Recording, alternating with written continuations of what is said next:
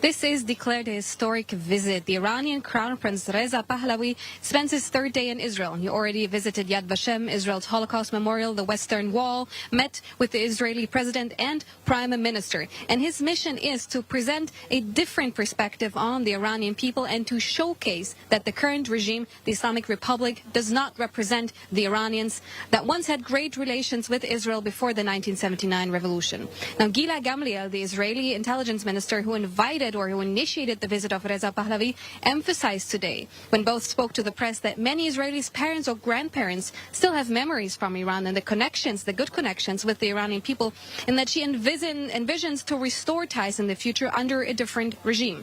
Reza Pahlavi was quite emotional when he spoke about how he was received in Israel, also by the Iranian community here. He does not have any political power. He resides in the United States as the revolution ousted his father in 1979, but he hopes for the establishment of a democracy in Iran so that people there could choose their own leaders. Now, I had the chance to ask him today about what reactions he received from Iran to his visit to Israel. Let's take a listen. I was expecting far more of a condemnation by the regime, but I think they sort of are caught in no man's land of what exactly to think about this. On the other hand, as far as the Iranian people are concerned, they are ecstatic, they are enthusiastic, they are happy that finally they are represented in a different light, something they've been dying to tell the world. We are not terrorists. The regime is. We are friends of any nation that respects our sovereignty and our right to freedom and democracy.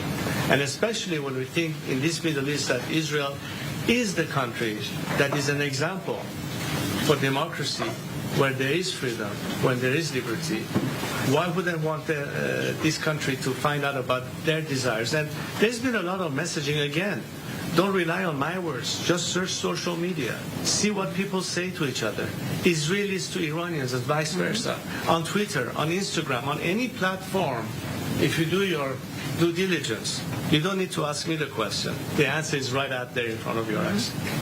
Later in the day, Minister Gamliel and Crown Prince Pahlavi will visit a water desalination factory in Israel, as both said environmental challenges were a joint regional challenge. Reza Pahlavi is not an elected representative of the Iranian people, but he is carrying a message of hope that in the future, the two people of rival regimes, Israel and Iran, will come closer together as the current Iranian regime might lose its power. This is Pia Stekelbach for I-24 News from Tel Aviv.